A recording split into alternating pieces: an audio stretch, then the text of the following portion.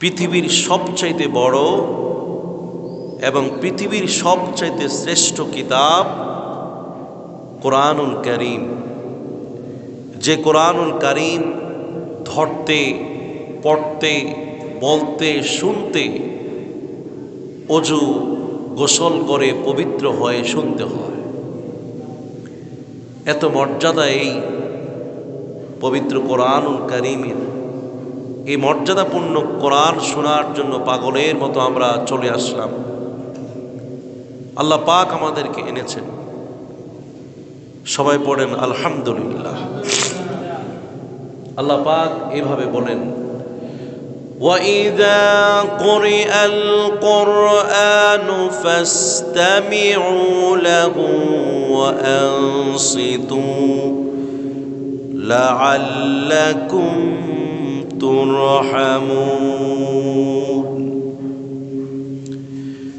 যখনই যেখানেই এই কোরআনুল কারীমকে তেলাওয়াত করা হয়, চুপ করে মনোযোগ সহকারে তারা এই কোরআন শুনবে। আর এই চুপ থাকার কারণে আল্লাহ পাক রহমত নাজিল করে।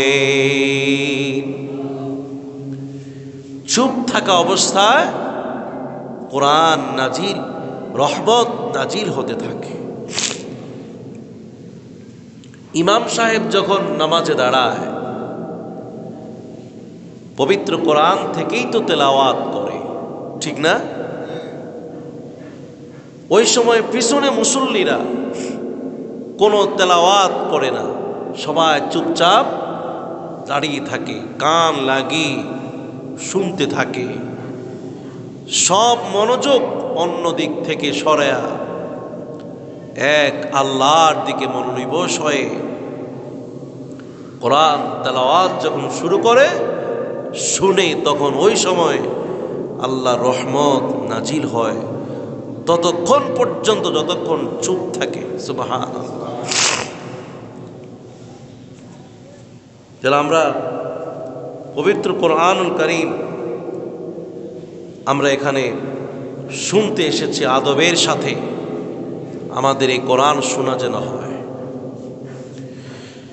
আল্লাযীনা আতাইনাহুমুল কিতাবা ইয়াতলুনাহু হাক্কা তিলাওয়াতিহি উলাইকা ইউমিনুনা বিহি।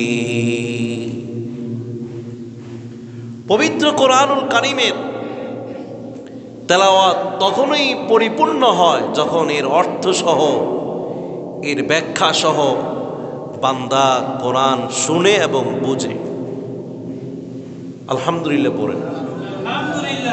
আমরা এখানে বসে গল্প গুজব করি না, কি করি? আমরা কোরআন শুনি, অর্থ বুঝি, ব্যাখ্যাও বোঝার চেষ্টা করি এবং আমল করার চেষ্টা করি। আল্লাহ পাকের আয়াতে কারিমা দ্বারা বোঝা যায় আমাদের এই তেলাওয়াত পরিপূর্ণ তেলাওয়াত হচ্ছে। আলহামদুলিল্লাহ। প্রিয় ভাইরা,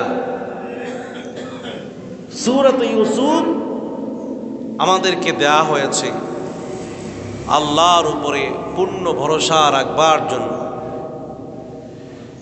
ইউসুফ আলাইহিস সালামের জীবনী শুনে ইউসুফ আলাইহিস সালাম যেরকম ধৈর্য ধারণ করেছেন, আল্লাহর উপরে সবসময় তাওয়াক্কুল করেছেন, আল্লাহর উপরে পূর্ণ বিশ্বাস করেছেন, যেভাবে এই পন্থা অবলম্বন করে নিয়ামত পেয়েছেন, আমরাও আল্লাহর উপরে পূর্ণ ভরসা, আল্লাহর প্রতি পূর্ণ বিশ্বাস এবং ধৈর্য ধারণের মাধ্যমে আল্লাহ পাক আমাদেরকেও সেই ইউসুফ নবীর মতো আমাদেরকেও নিয়ামত দিয়ে ভরপুর করে দিবেন ইনশাআল্লাহ।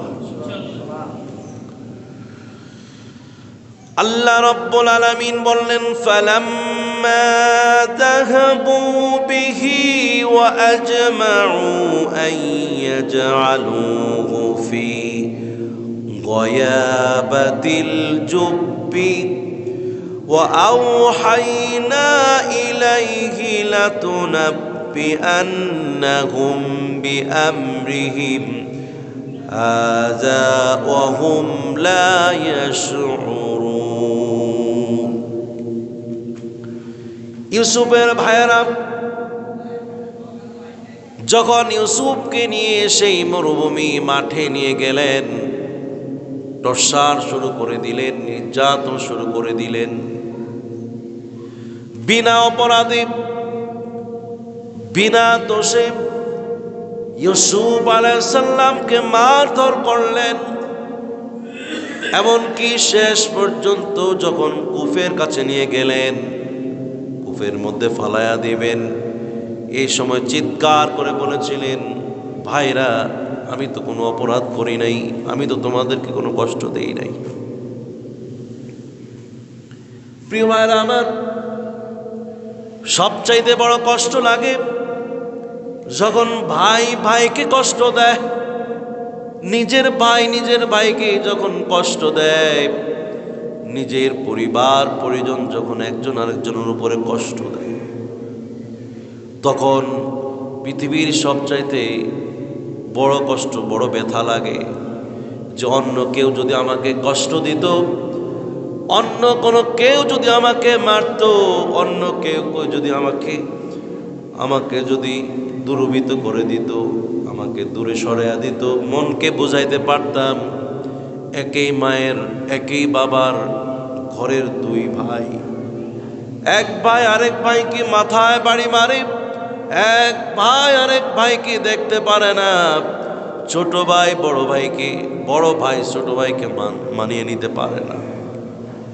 এর চাইতে পৃথিবীতে আর কোনো বড় দুঃখের ব্যথার কিছুই নাই, ঠিক কিনা বলেন?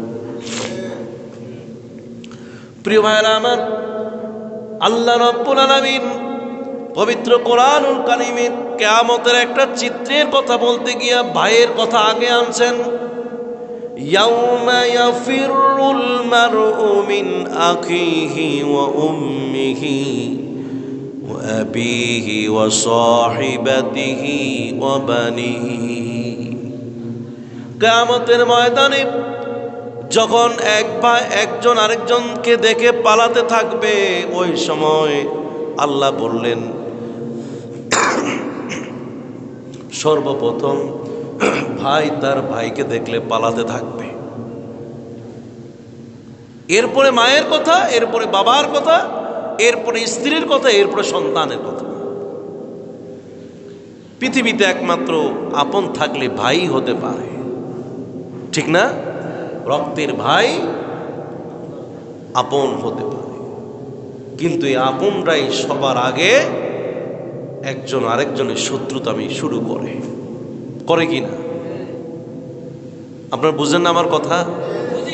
করে তো নাকি? এটাই তো বাস্তব। তো এটা যত ঝগড়া জাটি, ঝগড়া ফাসাদ আগে নিজের ঘর থেকেই শুরু হয়, এরপরে প্রতিবেশী থেকে শুরু হয়। ভাইয়ের হক আদায় করতে হবে। ইউসুফ আলাইহিস সালাম ভাইদের ষড়যন্ত্রে সে আপনার ষড়যন্ত্রের মুখোমুখি হয়েছে। অন্য কেউ যদি আজকে এই জঙ্গলে আয়না কূপের মধ্যে ফালাইয়া দিত, মনকে বুঝাইতে পারত। আর এখানে বলছে, ভাই আমি আপনাদের কি ক্ষতি করলাম? কোন অপরাধে আমাকে আজকে জঙ্গলের মধ্যে এনে আমাকে মারধর করছো, আর কি করো কূপের মধ্যে নিক্ষেপ করতেছো কেন? কিতাবে লেখি 11 ভাইয়ের এক ভাইয়ের মধ্যে কোনো নরম দিল হয় নাই, দিল নরম হয় নাই। 11 জনের দিল এত কঠোর হয়ে গেল, এত চাঙ্গা হয়ে গেল, তার ছোট্ট ভাইয়ের প্রতি একটু আদর আর ভালোবাসা জন্মায় নাই।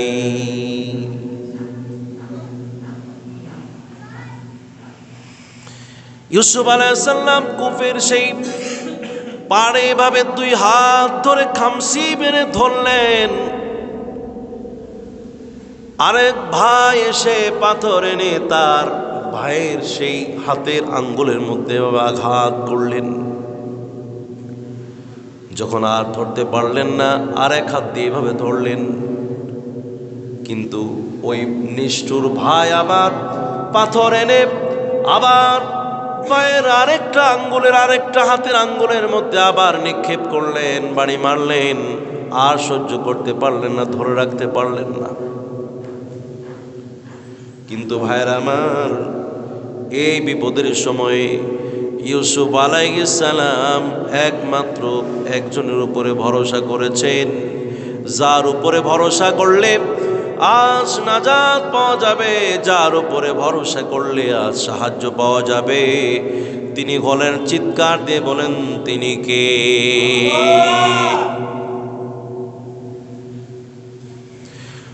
দুনিয়ার কেউ যেখানে সাহায্য করতে পারে না, সেখানে একমাত্র সেই রব আমার সাহায্য করেন। যেখানে আমাকে কেউ দেখতে পায় না, ওই জায়গায় আমাকে একমাত্র একজন খালেক, একজন রব আমাকে দেখতে পান। আমি কি দুঃখে আছি না সুখে আছি, আমি আনন্দে আছি না বেদনায় আছি, একমাত্র একজন রব আমাদের খোঁজ খবর রাখেন। যেই রব আমাকে পৃথিবীতে পাঠাইয়াছেন, মায়ের পেটে আমাকে পাঠাইয়াছেন, খাবারের ব্যবস্থা সেই জায়গায় করেছেন, পৃথিবীতে এসে মায়ের বুকের দুধ আমাকে খাওয়াইয়াছেন, বড় করিয়া আমাকে দুনিয়ার খাবার ফলমূল খাওয়াইলেন, এরপরে আরো বড় করে আমাকে সম্পদ দিলেন, টাকা দিলেন, পয়সা দিলেন, আমি বড় বড় হইলাম, আমাকে আল্লাহ রব্বুল আলামিন সব কিছু দিলেন। ওই রব সব সময় আমার আর আপনার খোঁজ রাখেন কিনা?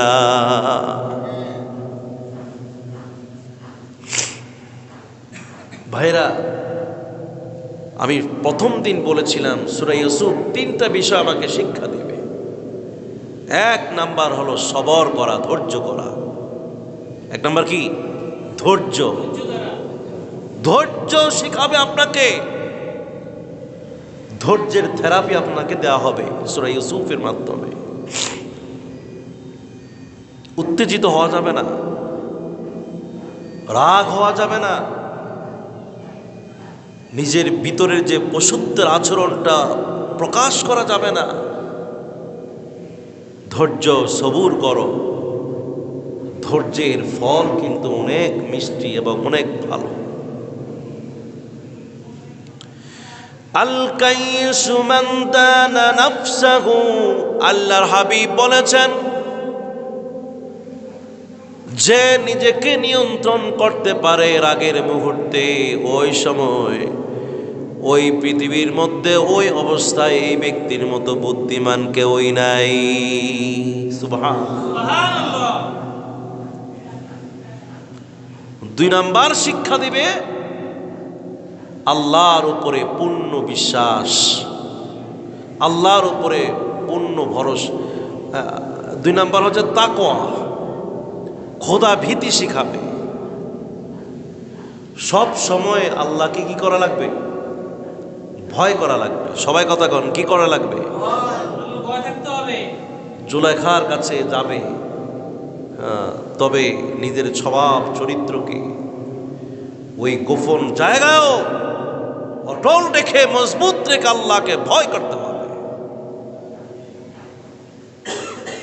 আর তিন নাম্বার হচ্ছে আল্লাহর উপরে ভরসা, আল্লাহর উপরে পূর্ণ বিশ্বাস যদি করে, তাহলে পূর্ণ নিয়ামত পাবে। এই গর্তের মধ্যে পড়তেছে, এখনো পড়বে। ঠিক ওই মুহূর্তে আল্লাহর দিকে, আসমানের দিকে তাকালেন, এই দুই চোখ আরশে আজিমে গিয়ে পৌঁছে গেছে। কন্যা সুবহানাল্লাহ।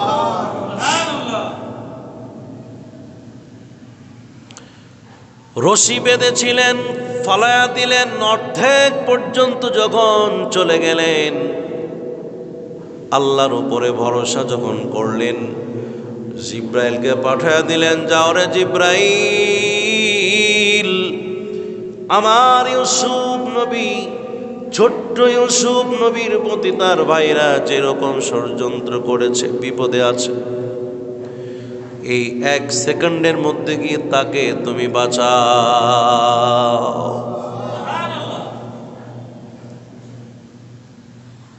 তাহলে বিপদের সময় ভাইও কাজে লাগে না, বাপেরও কাজে লাগে না, বিপদের সময় মায়েরও কাজে লাগে না, বিপদের সময় বন্ধুর কাজে লাগে না, একমাত্র ওই বিপদের সময় আল্লাহ ছাড়া কেউ কারো কাজে লাগতে পারে না। ঠিক কিনা বলেন?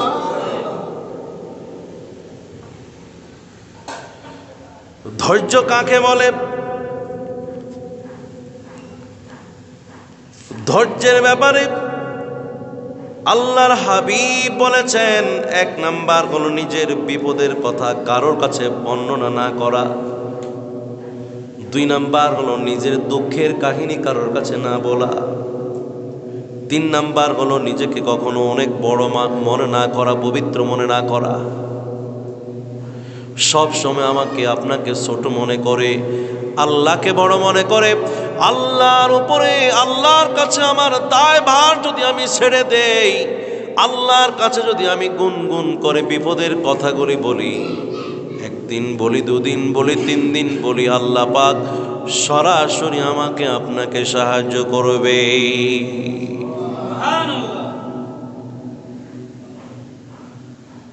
দড়ি ছেড়ে দিল, এমনকি দড়ি কেটেও দিল। ইউসুফ আলাইহিস সালাম ওই সময় ভাবলেন, আমি মনে হয় দুনিয়া থেকে চলে যাব, কিন্তু আল্লাহর কাছে সাহায্য চাইলেন। জিবরাইল আলাইহিস সালাম কোত্থেকে যেন পাথরের ব্যবস্থা করলেন, বিশাল পাথর, পাথরের উপরে ওই দড়ি ছাড়ার সাথে সাথে পাথরের উপরে তিনি দাঁড়ায় গেলেন। তার পায়ের মধ্যে একটু আঘাত হয় নাই, তার কোনো সমস্যা হয় নাই, আরামে দাঁড়িয়ে গেলেন। সেই দুষ্ট ভাইয়েরা বলে যে এতক্ষণ পর্যন্ত আমাদের ইউসুফে আমাদেরকে চিৎকার করে আমাদেরকে ডাকছিল, এখন আর ডাক শোনা যায় নাই। তার মানে হলো অন্ধকার কূপের মধ্যে যে পড়ে গেছে, তার মানে হলো সে আর পৃথিবীতে নাই, এই কূপের মধ্যে পড়ে গিয়ে মারা গেছে, আর তার শব্দ শোনা যায় না। বলেন তো, দুনিয়ার সব মানুষ যদি আমাকে আপনাকে মারতে চায়, আমাকে আপনাকে যদি মেরে ফেলতে চায়, আল্লাহ যদি না চায়, কেউ আমার আপনার একটা পশমর কোনো ক্ষতি করতে পারবে না। আল্লাহ রব্বুল আলামিন ইউসুফ আলাইহিস সালামের প্রতি এরকম এক দয়া করেছে। আহারে ভাইরা, কি করলি তোরা? এই কথাটা আল্লাহ পাক বললেন, ফালাম্মা যাহাবু বিহি ওয়া আজমাউ আন ইয়াজআলুহু ফি গয়াবাতিল জুব্বি। তারা যখন ইউসুফকে নিয়ে গেল, আর তাদের ব্যাগের মধ্যে যেই অস্ত্র, যেই রশিগুলো ছিল তা একত্র করে সেই অপরিচিত একটা গর্তের মধ্যে, একটা কূপের মধ্যে নিক্ষেপ করে দিল। وأوحينا إليه لتنبئنهم بأمرهم هذا وهم لا يشعرون। আমি আল্লাহ পাক ইউসুফের প্রতি ওহী নাজিল করে দিলাম, ইউসুফ রে, আমি তো তোমাকে স্বপ্নে দেখাইছি, এখন আমি তোমার কাছে ওহী নাজিল করলাম, চিন্তা করো না, বিপদের মুহূর্তে আমি আল্লাহ পাক তোমার জন্য আছি। তবে আমি তোমার ভাইদেরকে এমন এক শিক্ষা দেব, ওই শিক্ষার কারণে তোমার কাছে মাথা নত করতে বাধ্য হয়ে যাবে। শিক্ষা দেব আমি তোমার ভাইদেরকে, তোমাকে মারিয়া তোমার বাবার কি নিতে চায়? ভালোবাসা নিতে চায়। ভালোবাসা কি ইয়াকুব আলাইহিস সালাম এইভাবে নেবেন? না, ইয়াকুব নবী চান আমার ছেলে কে ভালো, কার কথা ভালো, কার চালচলন ভালো, কার স্বভাব চরিত্র আমি তাকে আদর করব। এমনে এমনে তাদের বাবা তাদেরকে ভালোবাসবেন না, তারা এটা বুঝে নেই। কিন্তু এই বুঝটা দিয়েছিল শয়তান, কালকে বলেছিলাম না। এখন তারা কি করে জানেন? এখন তো বাড়িতে আসা লাগবে, এরা আবার পরামর্শ করছে। অপরাধ করার পরে কাউকে হত্যা করলে যে হত্যা করে বা যারা হত্যা করে তাদের মাঝে একটা ভয় আতঙ্ক কাজ করে। এটা মানুষকে এভাবেই তৈরি করা হয়েছে। যদি কোনো অপরাধ করে তাহলে তার এই বুকটা ধড়ফড় করে এভাবে কাঁপতে থাকে, আতঙ্ক সৃষ্টি হয়, ভয় থাকে। যদিও তারা তাদের ভাইকে ফেলে দিয়েছে, তাদের ভয় হচ্ছে,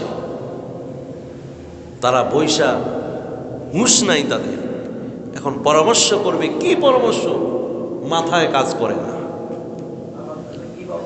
বাবার কাছে কি জবাব দিবে? আর তারা কাজটা করেছে নিজের ইচ্ছা করে। যদি বাস্তবেই বাঘে খেয়ে ফেলতো বা অন্য কেউ কিছু খেয়ে ফেলতো তাইলে বাবার কাছে বলতে তাদের কোনো প্রমাণ আদি লাগতো না। কিন্তু তারা সলা পরামর্শ বসলেন, কি করা যায়, কি বলা যায়। বলল, এক কাজ করি, তার জামা তো আমাদের কাছে আছে, আরো একটা বকরি জবাই করি। বকরি জবাই করিয়া এই বকরির রক্ত এই জামার সাথে মিশ্রিত করে এরপরে বাবার কাছে গিয়ে বলবো যে তাকে কি করছে, বাঘে খেয়ে ফেলছে।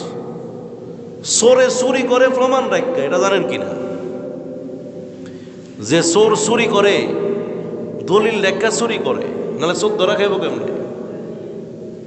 আপনার গরু চুরি করে, এই যে গরু যে হাইটা যায় না, পা থাকে, পায়ের চিহ্নগুলি থাকে, কিছু না কিছু আপনার প্রমাণ রেখা দেয় চোরের চুরি করার সময়। এরাও কিন্তু সেখান থেকে কম না, তারাও এই প্রমাণ রেখে গেছে। কি সেটা দেখেন। রাতের বেলায় তারা সেখান থেকে আস্তে আস্তে রাত হয়ে গেল। وَجَاءُوا آبَاهُمْ عِشَاءً يَبْكُونَ। ঈশা অর্থ কি? রাত। ঈশা, আমরা ঈশার নামাজ পড়ি না? এটা কখন পড়ি? রাতে পড়ি। এই জন্য রাতের নামাজকে এশা বলে, আর রাতের খাবার আশা বলে। আশা আরবিতে কি কয়? আশা, রাতের খাবার। এই ভাইয়েরা, ইউসুফের সকল ভাইয়েরা তার বাবার কাছে রাতের বেলায় এসে কান্নাকাটি শুরু করে দিল। এই কান্না হইল কিসের কান্না? হ্যাঁ, এগুলো হলো চলচাতুরির কিছু কান্না আছে, অভিনয়। অভিনয় এই জামালে ঠিক মতো কইছে, অভিনয় করে কান্না করা। তাইলে ঠিক আছে, ঠিক আছে জামাল, এত বেশি কয়ে দিলে পরে তো আমরা আবার লাইন পাবো না। ঠিক আছে, তাহলে আপনার অভিনয়ের কান্না, কান্নার অভিনয় তারা শুরু করে দিল। চোখ দিয়ে পানি পড়তে পড়তে শেষ। অথচ এই কান্নাটুকুনের খবর আল্লাহ পাক ভালো করেই জানে।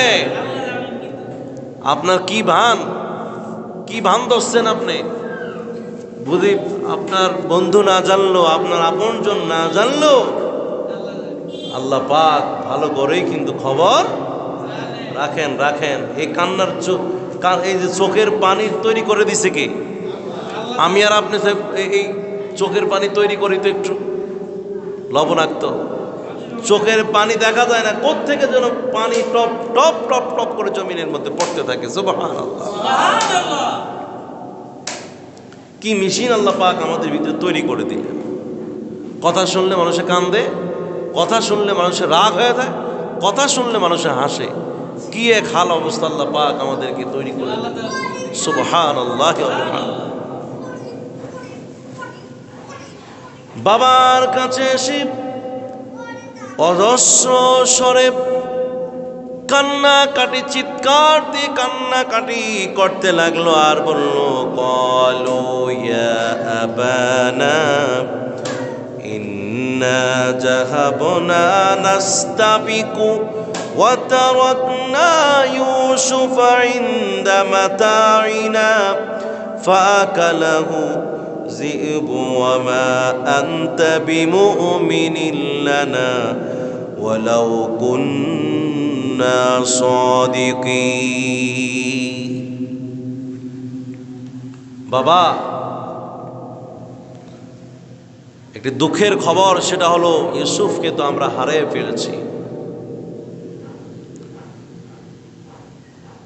আমরা মাঠে গিয়েছিলাম, দৌড়াদৌড়ি করলাম, খেলাধুলা করতেছি এক মাথায়, আর আমাদের ব্যাগ ট্যাগ যেখানে সেখানে আমাদের ইউসুফকে রেখে আমরা খেলায় মগ্ন ছিলাম। এই ফাঁকি দিয়ে একটি বাঘ এসে আমাদের ভাই ইউসুফকে খেয়ে ফেলেছে। নাউজুবিল্লাহ।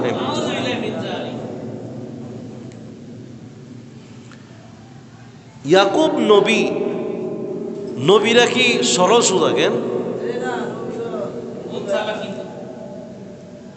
এত সরল সোজা মনে করেন না, সব বুঝে, কিন্তু এগুলো সব কন্ট্রোল করে রাখে, ধরে রাখবে। এটাই হচ্ছে আপনার আল্লাহ পাক আপনাকে আমাকে যে এই পৃথিবীতে পাঠাইয়াছেন, যে সালাকিটা করার জন্য। সালাকিটা এটা বোকামি না, না বুঝার ভান, এটা কি নয়, বোকামি না। উনি কিন্তু বুঝেন, ওদের মুনাফিকি তিনি বুঝতেন। ওরা যে মুনাফিক, তার সন্তানগুলো যে তার সাথে মুনাফিকি করছে, এটা তিনি বুঝেন।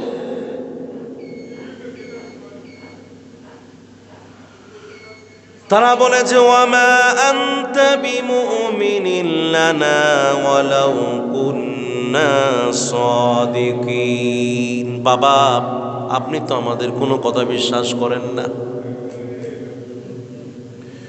আমরা যদিও সত্য কথা বলি, কিন্তু আপনি তো আমাদেরকে বিশ্বাস করেন না। এই কথাটা কে কয়? এই কথাগুলো আল্লাহ পাকও তাদের এই মুনাফিকের কথাটা বলেছেন। মুনাফিক কারা? এদের ধরন এরকম, এরা কান্নার অভিনয় করে, মানুষের সামনে কথা বলে যে আমি সত্য কথা বলেছি, আসলে কি মিথ্যা। আপনি আমাদেরকে বিশ্বাস করেন না, অথচ আমরা সত্য কথা বলেছি। চোর যখন ধরা পড়ে, পুলিশে যখন চোরের ধরে, চোর ধরার কৌশল হলো চোরের সাথে কথা বললেই বোঝা যায় যে চোর কিনা। হ্যাঁ, তো পুলিশ দেখলে তুমি দৌড়াও কা? তুমি যদি ভালোই হতো তাহলে তুমি দৌড়াও কা? এখানে থাকো, দাঁড়াও। এখন এরা যে কথা কয়, এরা কথার ফাঁক দিয়া কিন্তু কথাই বোঝা যায় যে মানে এরা ধরার মধ্যে আছে।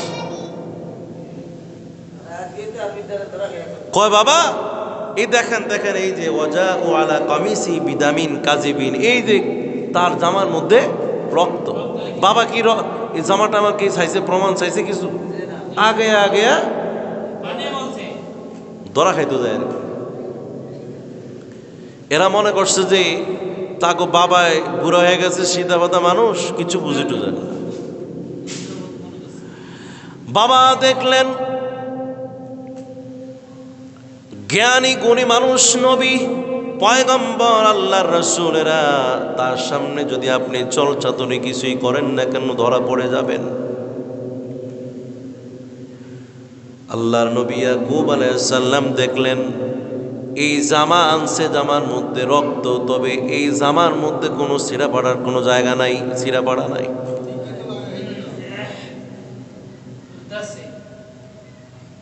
তখন জবাব দিছে যে বাবা, তোমরা তো আমার সন্তান, তো আমি দেখতেছি যে এই জামার মধ্যে আমার ছেলের কোনো গ্রান ট্রান পাওয়া যায় না। কিন্তু কয় না যে বাঘে খাইছে যে ছিঁড়া পেটা কই, এগুলি কই, এগুলি বল। কেমন কৌশলে মানুষকে, কৌশলে নবীরা কথা বলেন। দোষ ধরার কোনো স্কোপ নাই, কোনো আপনার কোনো কিছুই নেই যে তাদের দোষ ধরবেন। এমন ভাবে বলবে আপনি ধরা। ছেলেদেরকে বললেন বাবারে আমার, সেই আদরের সন্তান, ভালোবাসার সেই মায়ার নয়নের মণি কলেজার টুকরা ইউসুফের গায়ের গন্ধ, গায়ের ঘ্রাণ আমি এই জামার মধ্যে আমার নাক দিয়ে পাচ্ছি না। এক একজনের জামা ধরলে বোঝা যায় যে এটা কার জামা, যায়নিও।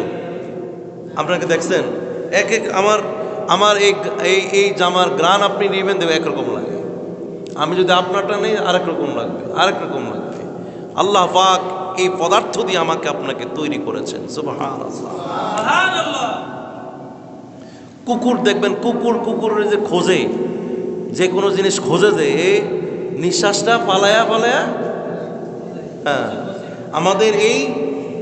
আমাদের এই নাকের নিঃশ্বাসের ঘ্রাণের শক্তির চাইতে কুকুর এই অন্যান্য জাতির যে ঘ্রাণ শক্তি অনেক বেশি, তাদেরকে এগুলো দিয়ে জ্ঞান দেন। কন্যা সুবহানাল্লাহ। প্রিয় ভাইরা আমার, বলল যে তারা বলতে লাগলো, বাবা আপনি গন্ধ পান আর না পান, কিন্তু আমাদের ভাইকে কিন্তু বাঘে খেয়ে ফেলেছে। বারবার যখন এই কথাটা বলে, ইয়াকুব নবী বললেন, এরা আমার সন্তানেরা, দেখি দেই বাঘের চাইতে তোমাদের চাইতে বাঘের আদর যে আমার সন্তানের প্রতি এত বেশি, এত মায়া হলো, আমি তো বুঝতে পারলাম না। তোমাদের চাইতে বাঘের মায়া আমার ছেলের প্রতি এত বেশি, আমি তো ঘটনাটা বুঝতে পারলাম না। মানে বাঘে খাইছে আমার ছেলেরে, আর আমার ছেলের জামার মধ্যে কোনো কি নাই, এই বাঘে জামা খুললেনি আমার ছেলেরে খাইছে। বাল সাওয়ালাত লাকুম আনফুসুকুম আমরা। ইয়াকুব নবী বললেন, মনে হয় তোমাদের কোনো একটা বিষয় আমার কাছে গোপন রাখো। এই বাঘের মায়া দেখলাম তোমাদের চাইতে, বাঘের মায়া আমার ছেলের প্রতি এত বেশি করে হয়ে গেল। ফাসবরুন জামিল। আমি আল্লাহর উপরে এখন আমি ধৈর্য ধরলাম। আমি যদি মারি আমার সন্তানের মারব, আমি যদি প্রতিশোধ নিতে চাই আমার সন্তানের প্রতিশোধ নেব না। আল্লাহর উপরে আমি ছেড়ে দিলাম। ফাসবরুন জামিল। আমি ধৈর্য ধারণ করলেই এর যে ফলাফল কি হবে আমি সেটা ভালো করেই জানি। আল্লাহুল মুস্তাআনু আলা মা তাসিফুন। তোমরা যে যা বলছো সে বিষয় একমাত্র আল্লাহ আমার সাহায্যস্থল। তোমাদের চাইতে আরো স্পষ্ট করে আমার আল্লাহ আমাকে জানাইয়া দিবে।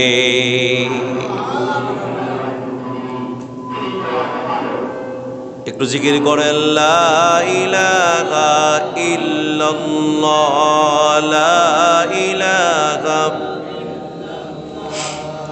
লা ইলাহা ইল্লাল্লাহ, লা ইলাহা, লা ইলাহা ইল্লাল্লাহ, লা ইলাহা,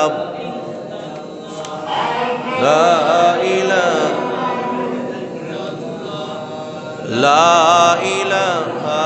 ইল্লাল্লাহ, লা ইলাহা ইল্লাল্লাহ, লা ইলাহা ইল্লাল্লাহ, লা ইলাহা, লা ইলাহা ইল্লাল্লাহ, লা ইলাহা, লা ইলাহা ইল্লাল্লাহ, লা ইলাহা, লা ইলাহা ইল্লাল্লাহ, লা ইলাহা ইল্লাল্লাহ, লা ইলাহা ইল্লাল্লাহ, লা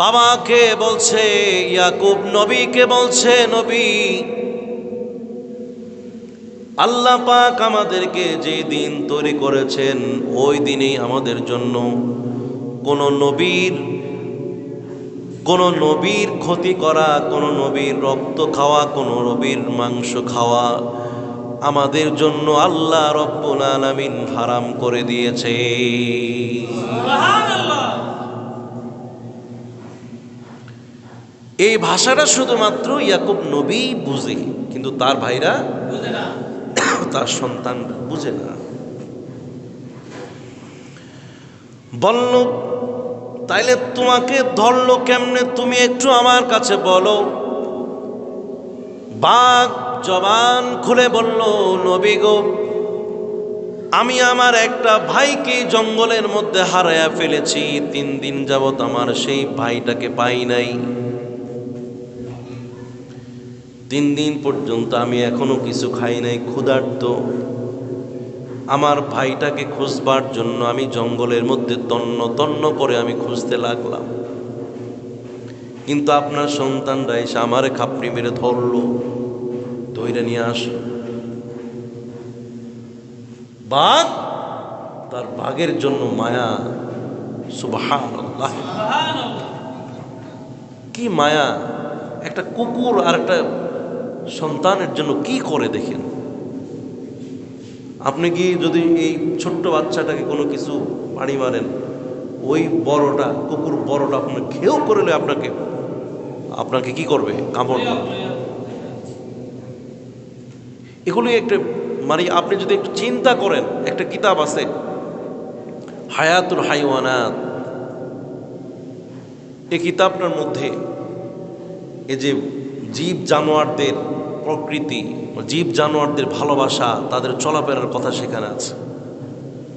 আর একটা টিভি চ্যানেল আছে, ডিসকভারি চ্যানেল বলে, এখন আছে কিনা জানি না, এর মধ্যে দেখায় পশু পাখিদের দৃশ্যগুলি দেখায়। এই দৃশ্যগুলি দেখলে আল্লাহর যে বৈচিত্র্যময় লীলা খেলা মাথায় আসে না। আল্লাহ পাক এত সুন্দর করে কিভাবে সারা পৃথিবীকে তিনি আঞ্জাম দেন, এক জায়গায় বসে কেউ তাকে দেখতে পায় না। সুবহানাল্লাহ। বাঘ নবীকে বললেন, নবী গো, আপনার সন্তানরা আমাকে ধরিয়া আমার মুখের মধ্যে রক্ত মাখায়া আপনার কাছে ধরে নিয়ে এসেছে। আপনার ছেলে ইউসুফকে আমি কখনোই খাই নাই। আপনার ইউসুফ যে একজন আল্লাহর নবী হবে ওটা আমরা জানি।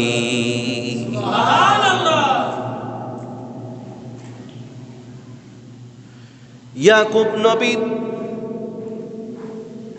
বাঘকে খাবার দিলেন, তৃপ্তি ভরে খাইলেন, আর বাঘকে বললেন, বাঘরে যাও, তোমার ভাইকে খুঁজা তুমি বের করে আনো, তুমি আমার সন্তানগুলাকে তুমি ক্ষমা করে দিও। সুবহানাল্লাহ বলেন। তাহলে ধরা পড়ে গেছে, কিন্তু প্রতিশোধ নেন না। নবীরা কারোর প্রতিশোধ, আপনারা কোনোদিন ঘটনা শুনছেন কোন নবী কারোর প্রতিশোধ নিতে? না, নিষ্পাপ। তারা জানতেন এই নবীদের হাত যার গায়ের মধ্যে পড়বে এই জায়গাটুকুন জাহান্নামে ছাড়া কোথাও যাবে না, জাহান্নামে চলে যাবে। এবং ওনারা জানতেন যার উপরে গোসা হয়ে যান এই জাহান্নামী হয়ে যাবে। এই জন্য পয়গাম্বরদেরকে অনেকগুলি শর্ত দিয়ে তারপর তাদেরকে নবুয়ত দান করে। জাকারিয়া নবী গাছের মধ্যে ঢুকে গেলেন, করাত দিয়ে তাকে দ্বিখণ্ডিত করে ফেললেন। জাকারিয়া নবীকে বলা হলো, উহ শব্দ যদি তুমি করো তাইলে তোমার নবুয়তি শেষ। কি পরীক্ষার সম্মুখীন প্রত্যেক নবীরাই। পাথর মারছে, জবাই করছে, একদিনে 70 জন নবীকে শাহাদাত বরণ করে দিয়েছে মানুষ, জবাই করে।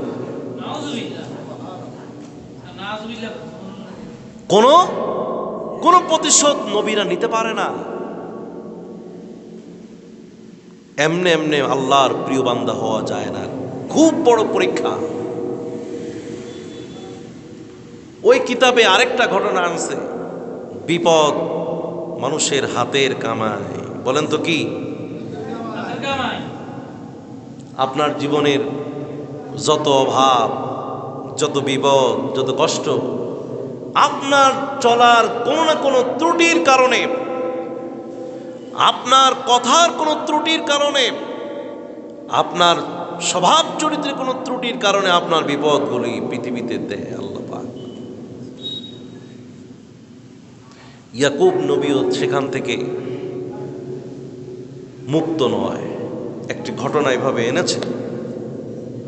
ঘটনাটা হলো, এক ভিক্ষুক এসেছে ইয়াকুব নবীর বাড়ির, যে হুজুর আমি কিছু খাইতে পারি, ক্ষুধার্ত। তখন ইয়াকুব নবী বললেন, বসো, আমি খাবারটা নিয়ে আস। কিন্তু তিনি ভুলে গেছেন, মানে ভুলেই গেছেন যে এক লোক যে বাড়িতে আসছে এ কথা ভুলেই গেছে। আর এই লোকও আর কিছু বলে টলে না যে হে নবী, ইয়াকুব নবী, আমাকে খাবার দাও। উনিও আর কোনো ডাকাডাকি করে না, উনি আসতে চলে গেছে। যাওয়ার সময় একটা কথা বলেছে যে আল্লাহ আমাকে যে ভুলে গেছে, আপনিও এই লোকটার প্রতি আপনিও ভুলে যায়েন, আপনিও কি ভুলে যায়। আমার চরম খিদা, ক্ষুধার সময় আমাকে আশা দিয়া আমাকে খাবার দিল না। ওখানে লেখে একটা হাদিস আজকে পাইলাম, এত মানে আর কখনো এটা দেখি নাই। এই হাদিসের মধ্যে লেখা আছে, কোনো ক্ষুধার্তকে কেউ যদি খাওয়ায় তাহলে তার 40 দিন পর্যন্ত তার একটা শক্তি, একটি পাওয়ার চলে আসে, এবং 40 দিন পর্যন্ত আপনার ইবাদতে মশগুল হবেন যদি কোনো ক্ষুধার্তকে কি খাওয়ায়। ইলহাম আসলো, ইয়াকুব নবীর মধ্যে একটি ওহী আসলো। উনি এসে আফসোস করলেন। আফসোস করার পরে কিন্তু লোকটাকে আর পাইলেন না। ওই যে বিপদ যেদিন কাটছে, 40 বছর বিপদে ছিলেন। কত বছর? এক ক্ষুধার্তকে না খাওয়ায়া ভুলার কারণে এটার মাসুল দিতে হয়েছে 40 বছর। জিব্রাইল আলাইহিস সালাম বললেন, এটা যদি আপনি ইচ্ছে করে করতেন তাহলে 40,000 বছর পর্যন্ত আপনাকে দিত, আরো কয়েক গুণ বেশি আপনাকে শাস্তি দিত, এরপর আপনাকে পবিত্র করতো আল্লাহ পাক। তাহলে এই যে আমাদের দ্বারা যে গুনাহ হয়, অপরাধ হয়, অপরাধ হবার পরে আল্লাহর একটা পরীক্ষা হচ্ছে আমার কাছে কি সে ক্ষমা চায় কিনা। তাহলে আল্লাহর এক নাম হচ্ছে গফফার, এক নাম হলো সাত্তার, আরেক নাম হলো গফফার। আল্লাহ পাক তাকে মাফ করে দেন। আল্লাহ পাক বান্দাকে মাফ করতে খুশি লাগেন আল্লাহ পাকের কাছে।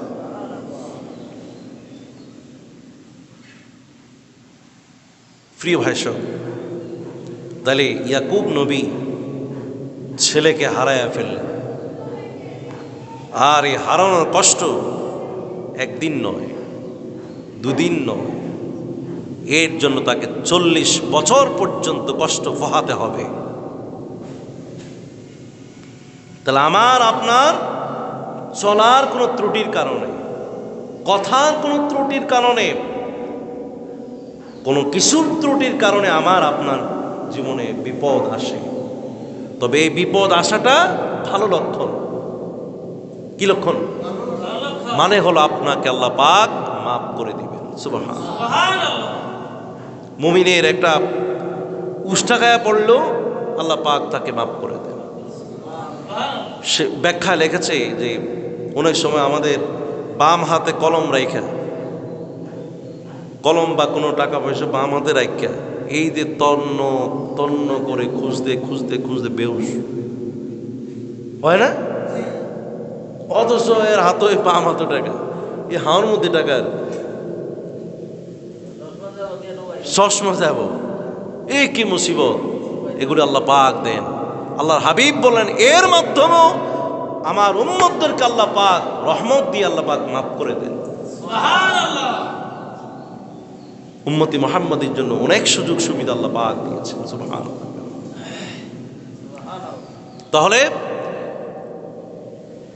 এই ইয়াকুব নবী আর কথা বাড়ালেন না। ফাসবরুন জামিল, তিনি বললেন আমার এখন ধৈর্য ধারণ ছাড়া আর কোনো কাজ নাই।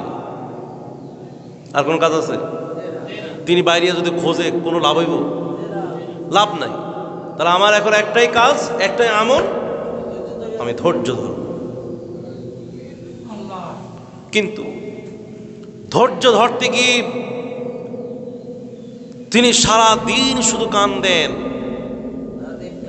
ভালোবাসার কান্না, কাউকে হারায় ফেললে যে একটি মায়া কান্না। এই যে আজকে যিনি মারা গেলেন ওনার আপনজন দেখেন কি করে, গলা কাটা মুরগির মতো মানুষ এভাবে বেহুশ হয়ে যায় কান্নাকাটি করে। আপনজন যে হারায় সেই তার ব্যথাটা কতটুকু সে বুঝে, এর বাইরে আর কেউই বুঝতে পারে না। আল্লাহ নবী একবার বলছিলেন যে মৃত ব্যক্তি মারা গেলে কেউ কান্নাকাটি করিও না, গুনাহ হয়। জাফর বিন আবু তালেব তিনি শাহাদাত বরণ করেছিলেন যুদ্ধের ময়দানে। এক সাহাবীকে পাঠাইছেন, যাও তো এদেরকে থামাও। উনি আয়েশা বলে, হুজুর আমি আর কি থামাবো, আমি তো যে অবস্থা দেখে আসছি এখানে থামানোর কোনো পরিবেশই নাই। কারণ তার ছোট্ট ছেলে মেয়ে রেখে গেছে, তার স্ত্রী রেখে গেছে, তারা কান্নাকাটি করবেই। তখন রসুল বললেন যে চুপ রইলেন, কিছু বললেন না। মানে হলো কান্না আসবেই, কাঁদক বলে কান্না আসবেই, আপনি এটাকে থামাতে পারবেন না।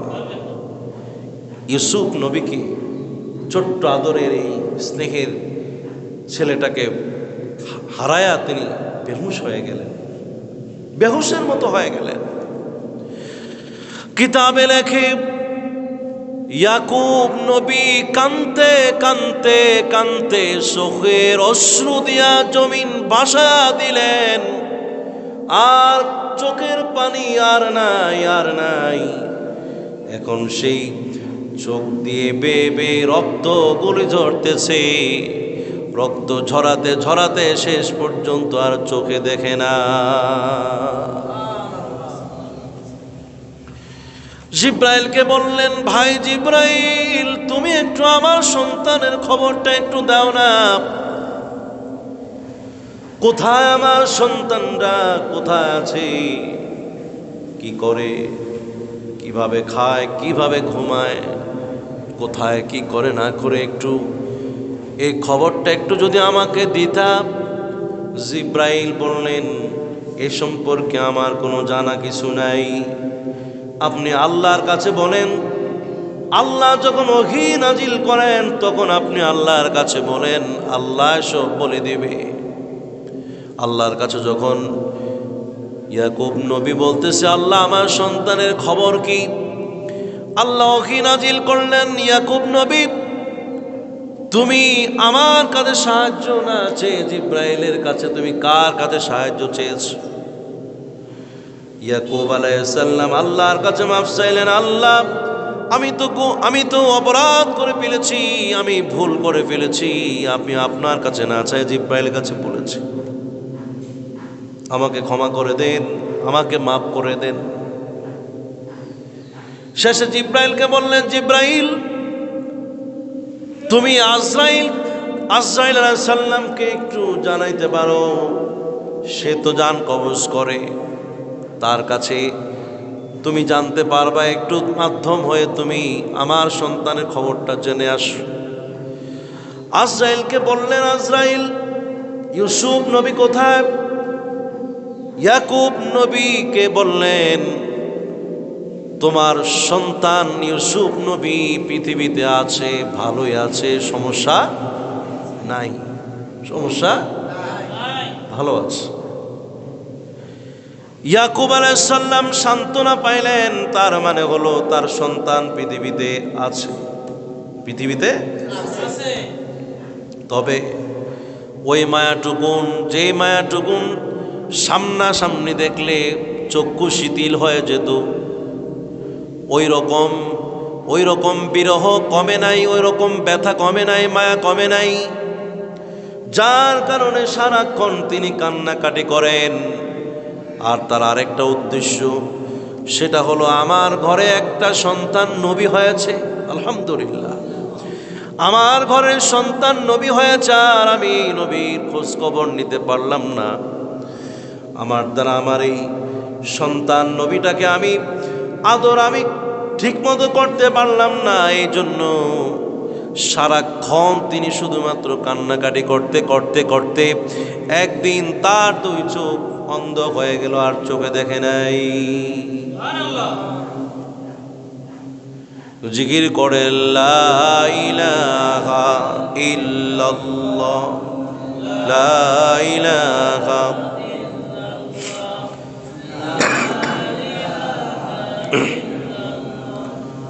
লা ইলাহা লা ইলাহা লা ইলাহা লা ইলাহা ইল্লাল্লাহ, লা ইলাহা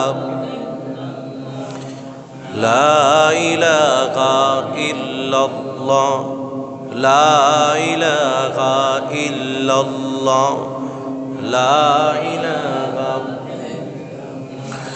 লা ইলাহা ইল্লাল্লাহ মুহাম্মাদুর রাসূলুল্লাহ। আপনাদের কাছে কি খারাপ লাগে? তাহলে যদি ভালো লাগে শুনতে হবে, বলতে হবে কথাবার্তা। ইয়াকুব নবীর দুই চোখ হারিয়ে ফেললেন একমাত্র ইউসুফ নবীর বিরহে। নবীদের জন্য কান্নাকাটি করা, নবীদের জন্য ভালোবাসা দেওয়া, নবীদের প্রতি মায়া রাখা, মহব্বত রাখা, এটি ভালো না খারাপ? আমার নবীর প্রতি, শ্রেষ্ঠ নবী, আমরা তো ভাগ্যবান, নবীর প্রতি আমরা প্রতিদিন সালাম দিব, প্রতিদিন আমরা চোখের অশ্রু ঝরাবো, তাহলে মহব্বত সৃষ্টি হবে। আপনি আপনার সন্তানের জন্য, আমার আত্মীয় স্বজনের জন্য, আমার সম্পদের জন্য কানলে যতটুকু লাভ হবে, আর নবীর জন্য কানলে সেটা হবে আরো অনেক অনেক অনেক গুণে লাভ, উপকার হবে। সুবহানাল্লাহ। এগুলো অনেক, প্রত্যেকটা শব্দে আমাদের শিক্ষা আছে। আমরা নবীর প্রতি সালাম দিব ইনশাআল্লাহ। নবীর প্রতি সালাম দিবেন তো? আমি প্রতিদিন বলছিলাম, রোজা রেখে সালাতু সালাম দিবেন, কমপক্ষে 100 বার আপনি সালাম দেন, 100 বার। আপনি করেন না? এক বৈঠকে বসে দুরূদ শরীফ পড়েন, ইস্তেগফার পড়েন, আল্লাহর কাছে বলেন, আল্লাহ পাক আপনাকে রসুলের মহব্বত সৃষ্টি করে দেবে। রাত অন্ধকারে আপনি একাকী বসে চালানটুকুন, পুঁজিটুকুন আপনি নেন, এটা হবে পুঁজি, এটা হবে মূলধন, এটা হবে শাফায়াত পাবার জন্য একটা মহা কৌশল, একটা পথ এবং রাস্তা। দুরূদ শরীফ পড়া। আসসালাতু ওয়াসসালামু আলাইকা ইয়া রাসূলাল্লাহ,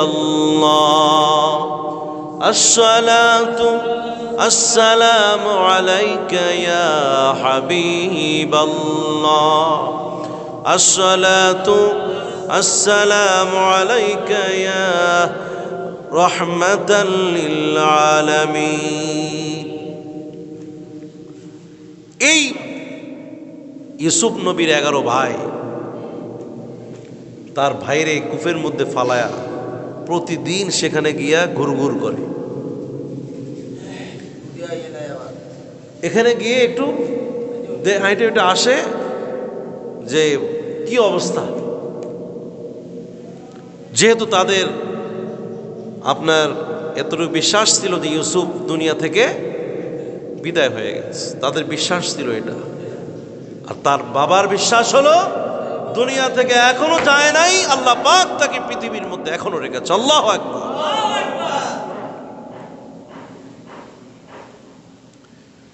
চিন্তা করলেন, মানে বাবা কাছাকাছি ছিল না, কিন্তু বাবার আল্লাহর প্রতি বিশ্বাস এত বেশি।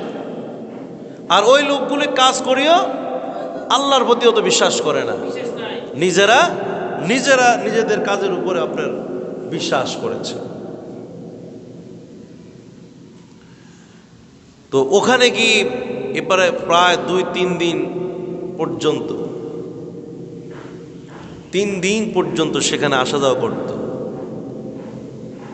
একটি বণিক দল সেই পথ দিয়ে যাচ্ছিল। কিতাবে লেখে যে এরা এই পথ দিয়ে আসার কথা না, তারা ভুলে এই রাস্তা দিয়ে وجاءت سيارة فأرسلوا واردهم فأدلى دلوه قال يا بشرى هذا غلام وأسروه بضاعة والله عليم بما يعملون। দেখুন আল্লাহ পাক কিভাবে মানুষকে সাহায্য করে। 3 দিন 3 রাত পর্যন্ত ইউসুফ নবী সেই কুফের মধ্যে ছিলেন। সেখানে থেকে একমাত্র শুধুমাত্র যাকে ডেকেছেন তিনি কে? প্রত্যেক নবীরাই তাদের জীবনে কিছু না কিছু ভুগছে। তারা সবাই, আদম আলাইহিস সালাম, নূহ আলাইহিস সালাম, ইব্রাহিম আলাইহিস সালাম, ইসমাইল আলাইহিস সালাম, ইয়াকুব আলাইহিস সালাম, জাকারিয়া আলাইহিস সালাম, হুদ আলাইহিস সালাম, এইভাবে দাউদ আলাইহিস সালাম, সুলাইমান আলাইহিস সালাম, ঈসা আলাইহিস সালাম, মুসা আলাইহিস সালাম। হ্যাঁ, ইউনূস নবী 40 দিন পর্যন্ত মাছের পেটে, বাঁচার কোনো উপায় ছিল না, কিন্তু সেখানে বসে লা ইলাহা ইল্লা আনতা সুবহানাকা ইন্নী কুনতু মিনাল যালিমিন। লা ইলাহা ইল্লা আনতা সুবহানাকা ইন্নী কুনতু মিনাল যালিমিন। فاستجبنا له ونجيناه من الغم وكذلك ننجي المؤمنين। শুধু পড়ছে এই বাক্যটা, তাকে মুক্তি তো দিছেই, এমনকি এই উম্মতে মুহাম্মদের জন্য ওই বাক্যটা মুক্তির জন্য একটা উপায়। সুবহানাল্লাহ। পড়ছে কে? না, পড়ছে ইউনূস নবী। আর এই পড়া যদি আমি পড়ি তাহলে আল্লাহ আমাকে মুক্তি দিয়ে দিবে। সুবহানাল্লাহ। এটা কি কারিশমা। আদম পড়েছে রব্বানা যালামনা আনফুসানা ওয়া ইল্লাম তাগফির লানা ওয়া তারহামনা লানাকুনান্না মিনাল খাসিরিন। আমার নবীজি পড়তো রব্বানা আতিনা ফিদ দুনিয়া হাসানাতাও ওয়া ফিল আখিরাতি হাসানাতাও ওয়া কিনা আযাবান নার। পড়ছে তারা, মুক্তি পাইছে তারা। আর আমরা পড়লে এই দোয়ার বরকতে আমাদের আল্লাহ পাক মুক্তি দিয়ে দিবেন। আল্লাহু আকবার। 3 দিন পর্যন্ত, বরং তার কাছে এখন আরামই লাগবে। 3 দিন 3 রাত পর্যন্ত আল্লাহকে ডাকতে লাগলো, খুব তৃপ্তি পাইল, কারণ কোনো টেনশন নাই। এই যারা ইতিকাফে বসেন না, আমার কথা একটু বাড়তি হয় বলি, সমস্যা নেই তো।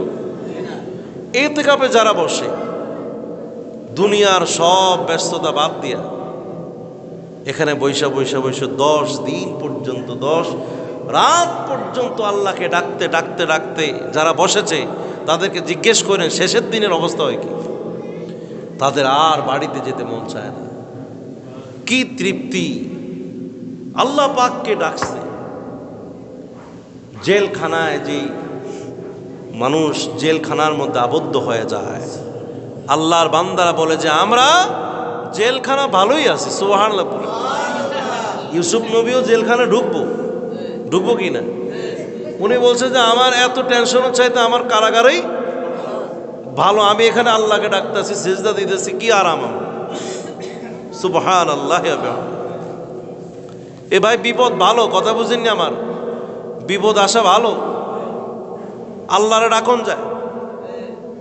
এই হাদিস সাহেব এদিনকে আমার কইছিল, কয় যে আপনার বিপদ আইলে ভালো, বিপদ আইলে কারে ডাকে, আর বিপদ নাই আল্লাহ কোথাও নাই। বিপদ আসা ভালো,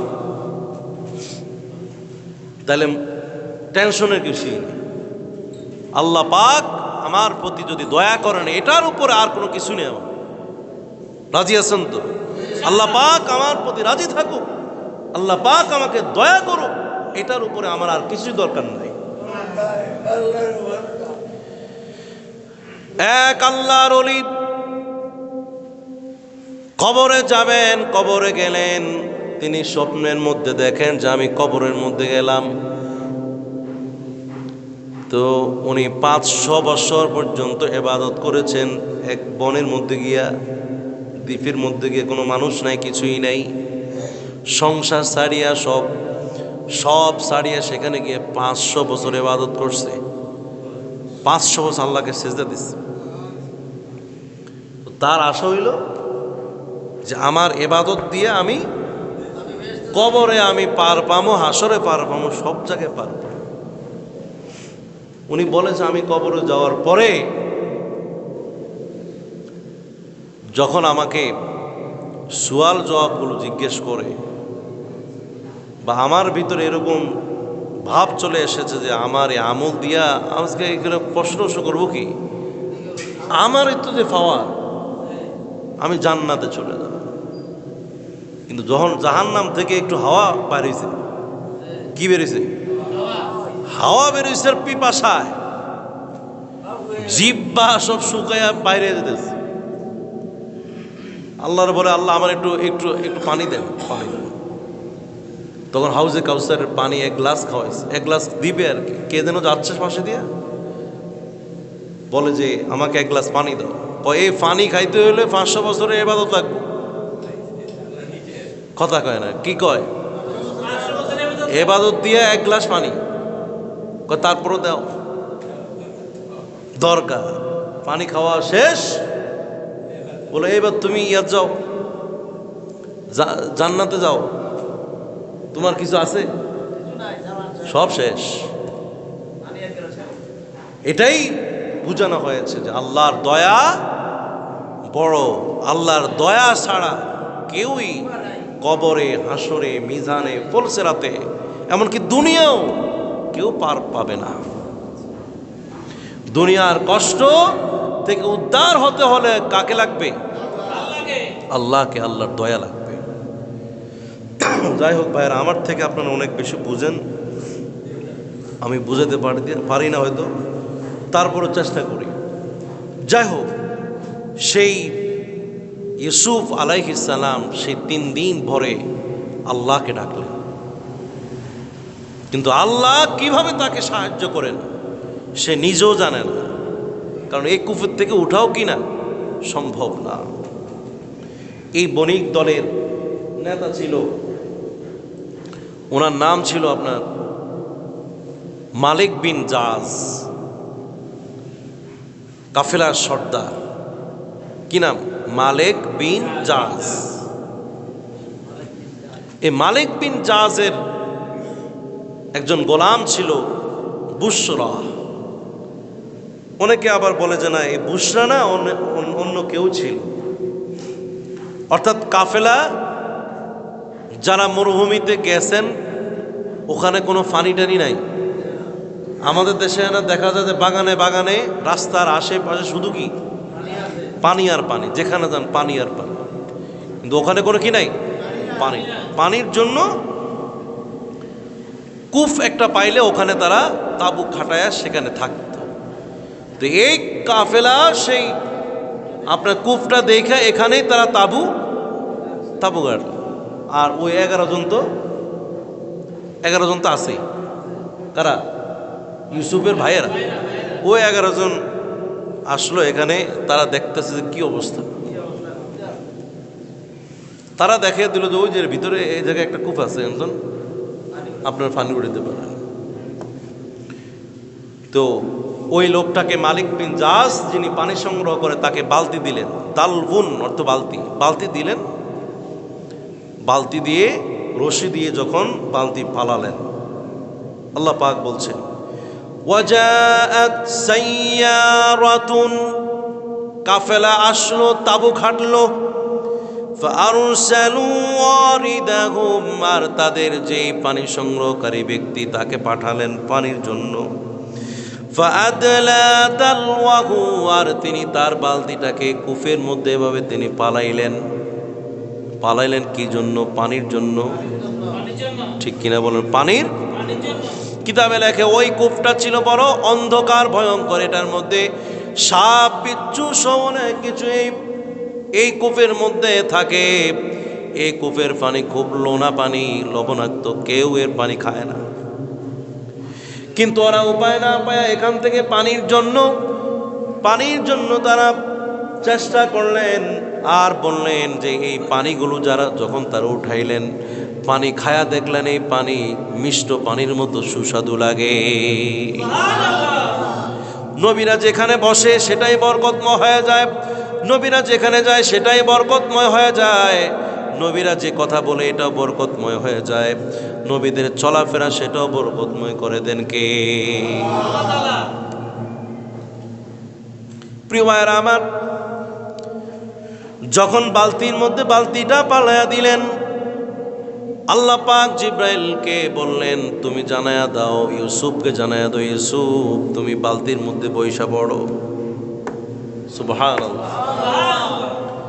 বালতির মধ্যে তুমি বসে পড়ো, আমি তোমাকে সাহায্য করতেছি, তোমাকে এখনই আমি বাঁচায়া মিশর দেশের বাদশা বানায়া দেব।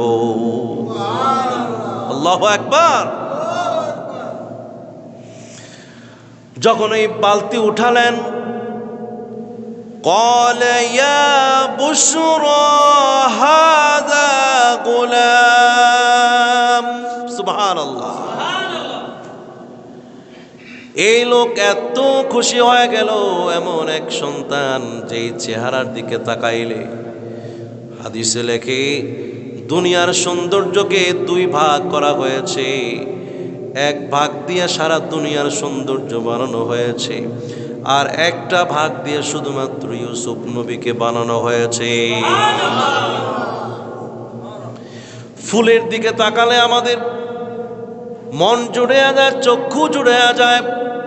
গোলাপ ফুল দেখলে মানুষের আর মন বাঁধে না। ওই গোলাপ ফুলের পিছনে মানুষ প্রেমে পড়ে যায়, ভালোবাসা পড়ে যায়। প্রজাপতি কত ডিজাইনের, সাপ ফুলে কত ডিজাইনের, জেব্রা কত ডিজাইন করে বানানো হয়েছে, বাঘের কি ডিজাইন, আপনার পশু পাখির কি ডিজাইন, কত সুন্দর করে আল্লাহ পাক তৈরি করলেন। কাঁঠালের এক ডিজাইন, আমের এক ডিজাইন, এরপরে আপনার তরমুজের এক রকম, কি সুন্দর সুন্দর করে বানালেন, দেখতেই মনে চায়, খাইতেও মনে চায়। সুবহানাল্লাহ পড়েন। আর আল্লাহ পাক অর্ধেক দিয়া সারা পৃথিবীর সৌন্দর্য বানালেন, আর একটা ভাগ শুধুমাত্র একটা জায়গা রাখলেন, ইউসুফ আলাইহিস সালামের চেহারার মধ্যে রেখে দিয়েছেন কে?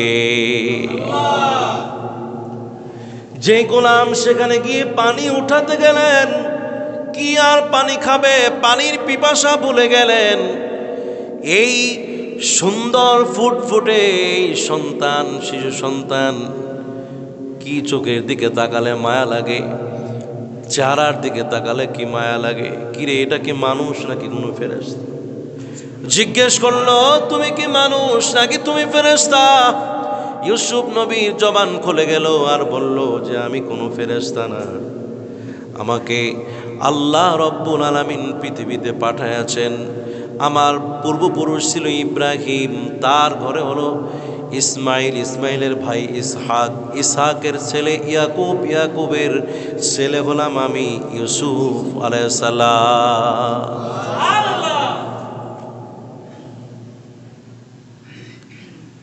এখন হট্টগোল শুরু হয়ে গেছে, দৌড়ায় যায়, কারণ এত জোরে বলছে ইয়া বুশরা হাযা গুলাম, তোমরা আমাকে পাঠাইছো পানির জন্য, আমি এসে দেখলাম এত সুন্দর এক রূপবতী এক ফেরেশতা আমি বালতির মধ্যে উঠে নিয়ে এসেছি। ওয়াসারুহু বিদাআতান, এত যত্ন করলেন, এত সুন্দরভাবে যত্ন করে একেবারে পূর্ণরূপে লুকায় রাখলেন, কেউ যেন না দেখতে পায়। তার কাফেলার অন্য কেউ দু একজন জানার পরে আর কেউ যেন না জানে, কারণ তখন মানুষ ক্রয় বিক্রয় হতো, মানুষ যত সুন্দর তার দামও তত বেশি হইতো। যে উঠাইয়া দিল মালিককে জানাইছে, মালিক বিন জাহাজকে বললেন, সর্দারকে জানালেন, দু একজন জানলেন। কিন্তু ভাইরা আমার, আল্লাহ রব্বুল আলামিনের ইচ্ছা হলো শুধু দুই একজন নয়, সারা পৃথিবীর মানুষ যেন আমার ইউসুফের কথা যেন জানে, এই জন্য তিনি সবাইকে জানায়া দিলেন। নারায়ে তাকবীর। ওই 11 ভাই দৌড়ে আইছে, 11 ভাই দৌড়ে আসলো। 11 জন একসাথে হাঁটলে মালিক বিন জাহাজকে বলে যে, এ মালিক বিন জাহাজ, তোমরা যেই সন্তানরে যে লুকাও, তোমরা কি চিনো একে? এ হলো আমগো ঘরের কাজের লোক, আমগো ঘরের কাজের লোক ছিল এই লোকটা। এই ছেলেটা আমাদের ঘরের ভৃত্য গোলাম ছিল, সে আমাদের ঘরে আপনার চুরি করে বের হয়ে চুরি করে চলে এসেছে। এই কূপের মধ্যে এসে সে ঘাপটি মেরে পালায়া রয়েছে। এ তো আমগো ঘরের গোলাম। ইউসুফ আলাইহিস সালাম বলে, কি বলে আমার ভাই? এরকম অত্যাচার নিপীড়ন ভাই ভাইয়ের প্রতি করে।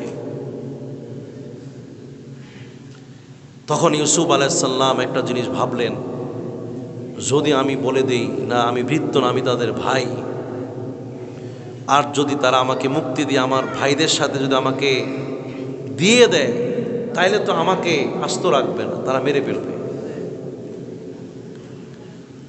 বুদ্ধিমানের কাজ করলেন, চুপ রইলেন, কোনো কথা তিনি বললেন না, সব এক আল্লাহর উপরে ছেড়ে দিলেন। সুবহানাল্লাহ। সমস্ত বিচার মালিক ইয়াউমিদ্দিন আল্লাহ করবেন। ইউসুফ আলাইহিস সালামকে যখন কথাবার্তা শুরু হয়ে গেল, ইউসুফ আলাইহিস সালাম দেখে আমি এদের সাথে যাওয়াটাই ভালো হবে। ওরা বলে যে, কাফেলার লোকেরা বলে যে, তোমরা কি এটাকে বিক্রি করবে আমাদের কাছে? কারণ এদের কথা হলো যে এই বালা আমরা ছাড়িয়ে দিই, এমনি বাবার কাছে আমরা অপমানিত। এখন আবার যদি নিয়ে যায়, আমরা তো সিটিং বাটপাস আর কিছু কেউ বানাবো, যা হয় দাম টাম দিয়ে দিই, যা হয় আর কি। আরে আল্লাহ রে, আল্লাহ পাক বলছি, ওয়াশারুহু বিসামানিন বাকসিন দারাহিমা মা'দুদা, মাত্র 18 দিরহাম, কোন কোন জায়গায় 2 দিরহাম, কোথাও লেখে 7 দিরহাম, কোথাও লেখে 18 দিরহাম, কোথাও লেখে 40 দিরহাম, এর চাইতে বেশি না। তবে তাদের কাছে যে টাকা, এই টাকা কিন্তু ওই দেশে চলে না, মানে অসল একটা টাকা আছে, আর কিছু নেই টাকা।